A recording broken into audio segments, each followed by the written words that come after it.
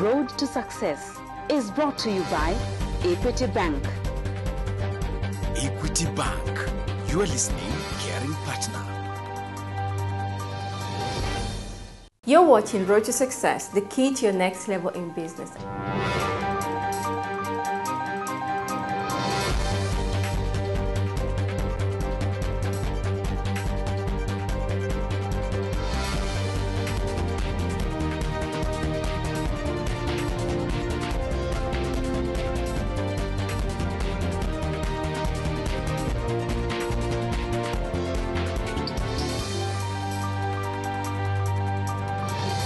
You're watching Road to Success, the key to your next level in business. Our guest is Patrick Calero of Viesta Consumer Products. Karibu sana to our show.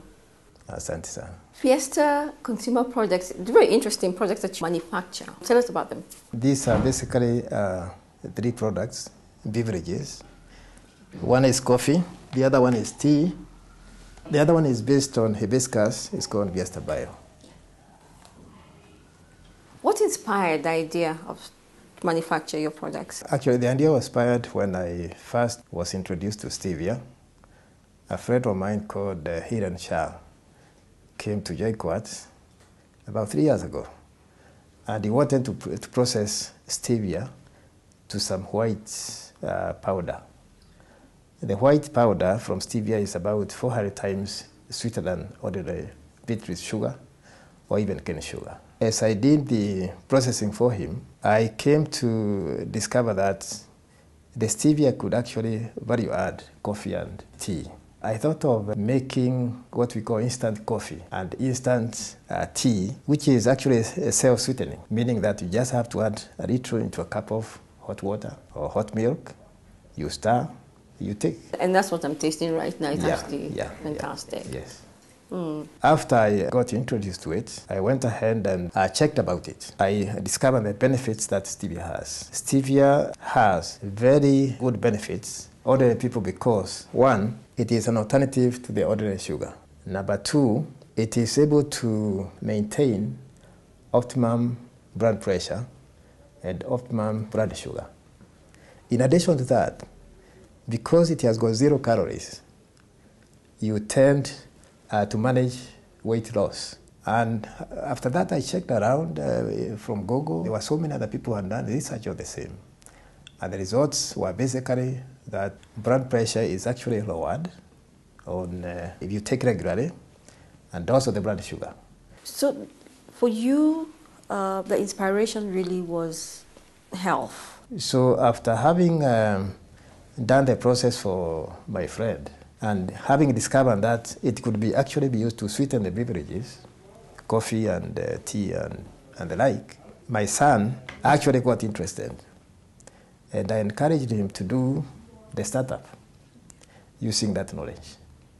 And I've been trying to assist him to do this business. What is the process of making the tea or the coffee? The process begins with purchasing the ordinary tea from the factories, plus stevia. Where is stevia grown Stevia in the country? Is grown in a number of counties in Kenya today. My friend Hiran has been growing it in Kirijaga.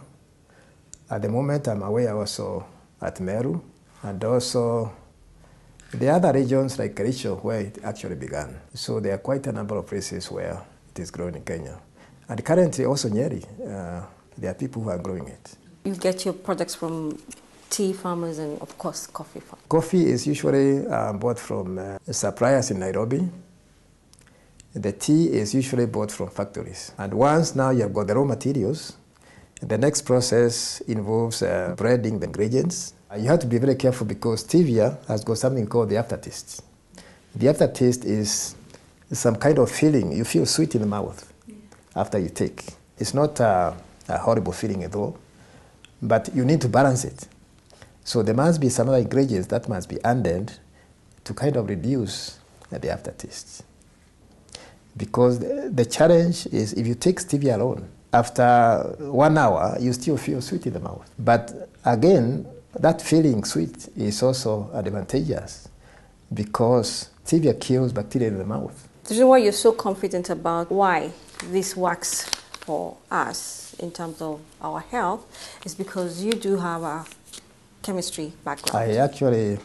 My doctorate is basically based on herbal medicine. I've done a lot of research on herbal medicines. I know the kind of phytoconstituents, or call them chemicals, in plants that are able to help the body to fight some diseases. Stevia is not an exception, it's a plant. Where can we find your products? The products can be found in a number of supermarkets.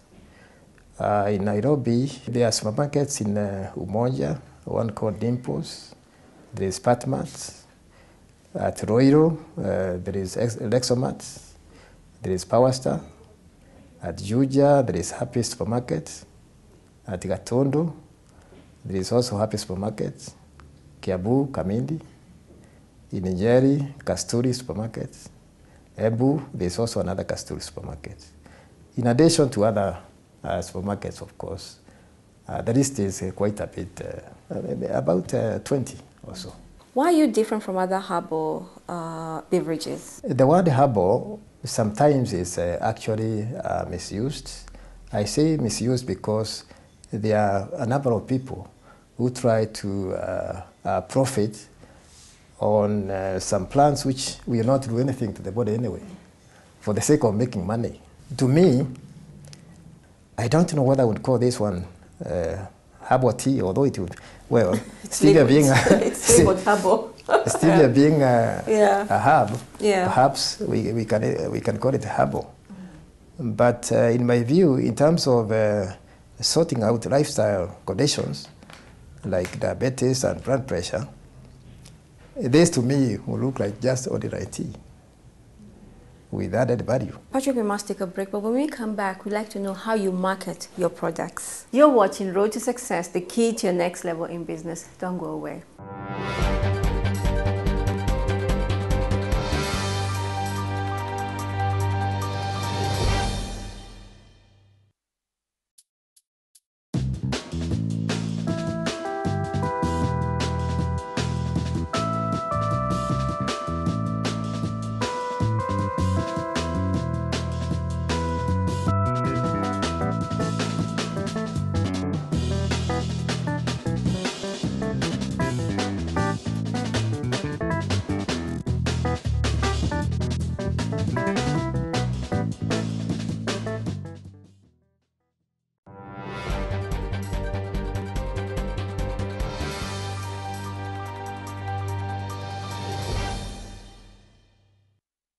Welcome back. You're watching Road to Success, the key to your next level in business. Our guest is Patrick Carrero of Viesta Consumer Products. Patrick, how much does it cost to start a company such as yours? With something like 50 to 100,000, you can actually start. What kind of equipment would you require? What you require are mixtures to do the breading. The breading can be done in very many ways. But by simple boiling the stevia, spray onto the coffee or to the tea, dry it, and of course you need a bit of grinding. That's one way. Another way would be to blend the stevia when it is in ground form. But you have to take care of the aftertaste. There are some other plant ingredients that you have to incorporate to reduce the aftertaste. Then for the what we call sachets, the ones you just drop into either hot water, this one is outsourced from town, from Nairobi. There are people who are employed to do that. They do it, then once it is packed in boxes, it is now ready for sale. And how do you market your products? The marketing is through the word of mouth. I have a son who is also a computer expert, so he has designed a website and people can buy it online. The choice of packaging, why do you opt for the plastic containers and this kind of packaging? The availability of packaging is a challenge actually. And mainly for a food product like this, perhaps the best packaging would be the aluminum, because no moisture can get in and you don't get the flavors out. The plastic packaging is cheap, but the aluminum, of course, it is more expensive and appealing to customers. The other packaging is using a paper box. This one is vulnerable to damage during transport, and that's why the aluminum or maybe the plastic container is actually slightly better than that. But all the same, all of them work well. What other challenges do you face? One of the biggest challenges is actually management. Without proper management, you have no sale. You have to make sure that what you have spent comes through the sale of the products. And that's why if you have to use any other means like employing someone, you have to really make sure that the targets set are actually met. What are your targets generally on a monthly or quarterly basis? Let me put it the other way around. If you want a salary maybe of 20,000, it means then you would have to sell maybe about 3 times for you to realize that salary, because the other costs, rents, production is required. I mean, some money is spent on production. You have to work maybe 3 times harder to earn your salary. How do you balance your day between your lecturing and your company? Most of my time is spent on the lecturing, but I've got a backup from my family, so they do perhaps 3/4 of the administration, marketing, and so on. And where do you see Viesta consumer products in the next 5 years? I know there's quite a bit of competition, but I see Viesta moving very fast, provided that enough capital is there. If you get used to Viesta tea, it means then you need to live a healthy life. Living a healthy life means if you take a lot of carbohydrates, the chemicals inside, they actually discourage all those carbohydrates to be absorbed into the system. You live healthy. And now, look at the other teas. The other teas require you go to the shop, get some sugar, you add to it, you add that sugar, you add calories to your body. So I see this being very competitive. I see this product translating to instant coffee and instant tea, and even instant hibiscus. But I can see a very bright future from the responses that I've seen so far. Thank you so much, Patrick. It was an honor having you on our show. Asante sana. You're watching Road to Success, the key to your next level in business. Don't go away.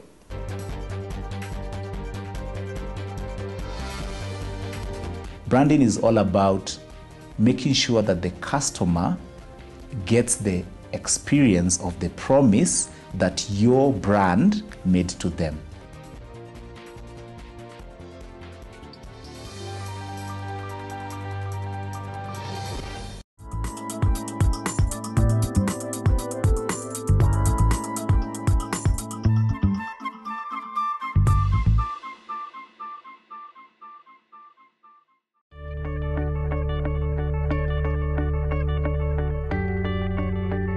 Those in favor? Equity Group shareholders have given the nod to planned regional and continental expansion by the bank.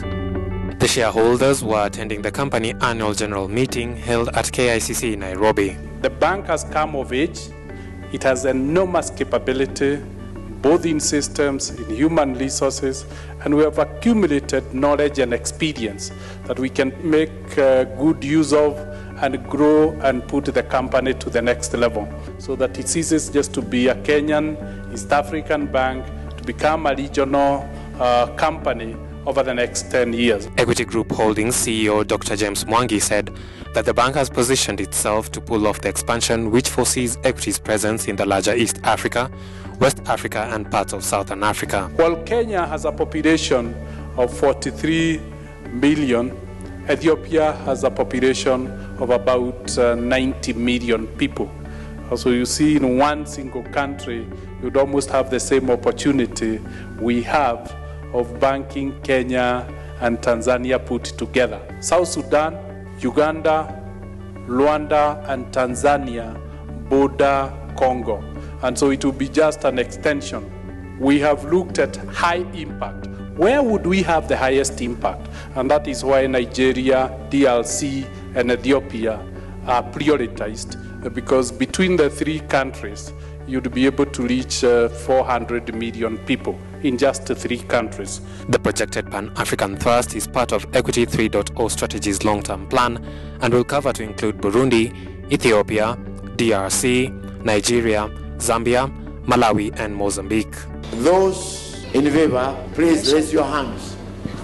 The shareholders also ratified a dividend payout of 1 shilling and 80 cents per ordinary share held, up from 1 shillings and 50 cents paid out in 2014. The directors have recommended this dividend to be paid for every ordinary share. The investment is growing and there are good strategies to even grow it further. During the meeting, Dr. James Mwangi reiterated the bank's unwavering commitment to support entrepreneurs in the SME tier to allow them tap into business opportunities.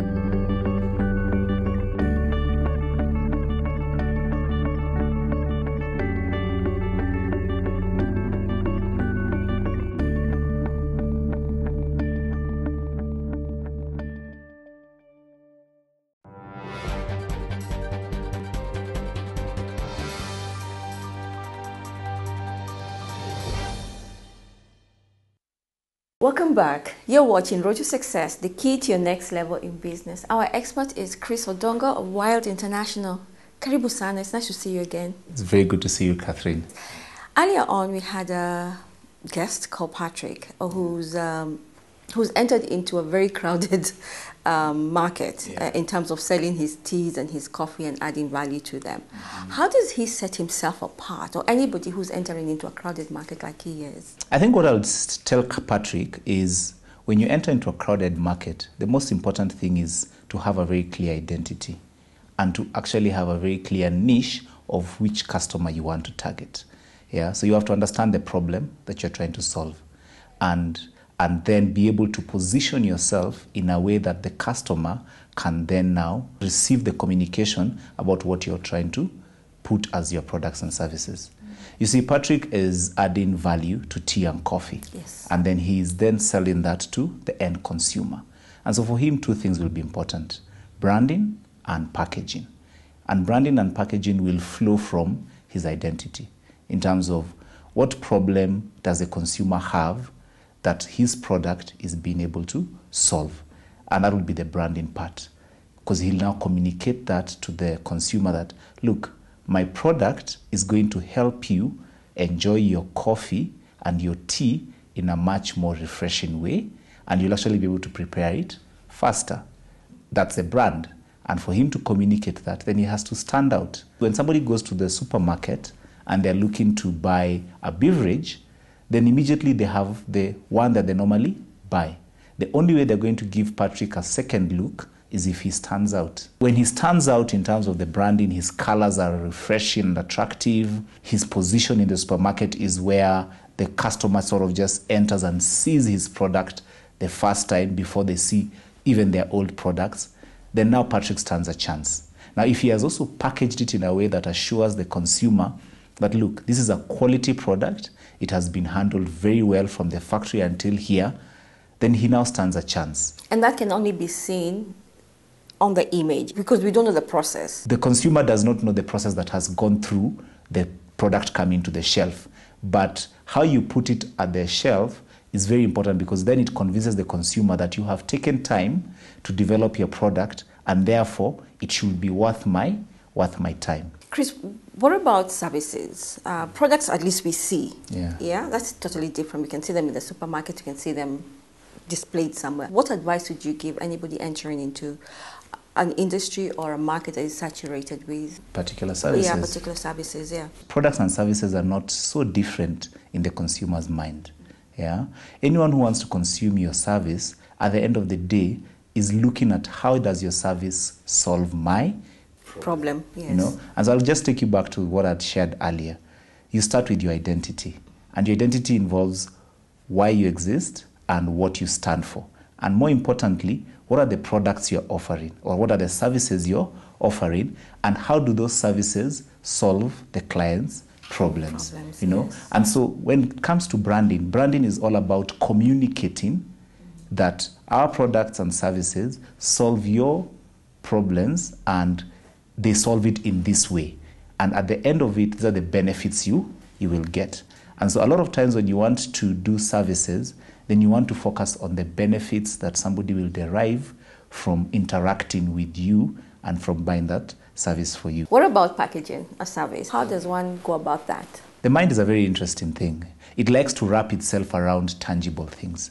So even if you're offering a service, and and you have branded it well, you still need to be able to package it so that the consumer can have a tangible exchange with your service. And so, for example, when you go into a service-oriented business, they normally have brochures, they normally have catalogs. They will have been easily presented to you that same information by just giving it to you verbally. But they normally tell you, here's our brochure, kindly carry it with you. Why? So that you have a tangible representation of what their service is. And this brochure normally needs to be designed in a way that is appealing, and it is now what carries the brand of the service. Why, in your opinion, do you think that SMEs or startups are so afraid to get into branding? SMEs and startups largely don't understand branding, and they confuse branding with advertising, and they confuse branding with logos, And so somebody, when they start up their business, they go and they get a logo and they think that that's branding. Isn't that part of branding? It is a part of branding that you have to have a logo, but it's not the end of branding. Branding is all about making sure that the customer gets the experience of the promise that your brand made to them, so that every single time I buy that service from you or that product from you, I get the same experience and I get the same benefit. And over time, that now becomes a brand. And if you notice, when we talk about things like detergents, talk about things like banking, talk about things like margarine or food products, there are certain brands that are attached to them. They've achieved this why? Consistently delivering the same quality of service and product over time. Until now, people know them for those particular things. Because they're talking a lot about their brands, most of these major brands, isn't it? And they're using all means to communicate this message. True. What advice then would you give an SME who doesn't have that kind of money, or a startup? How would they start shouting about themselves? You don't have to use money to shout about yourself. You just have to deliver your products the best you can. Then you will have what you call adorers and brand ambassadors. People who, because of the experience they've had with you, they'll just go out there and talk about you. And so I'll tell an entrepreneur, if you don't have money, focus on your product delivery, focus on your service delivery, ensure that anytime you interact with a client, they get what you promised. And that client then becomes your brand ambassador. And more importantly, Catherine, make sure that the promise you give your customer, you always deliver on it. And if possible, exceed that promise. Exceed and keep your promises. Yes. Thank you so much. You're most welcome. Thank you for watching Road to Success, the key to your next level in business. Your feedback is important to us. Please SMS them to 20511, starting with the word think. Have a blessed week.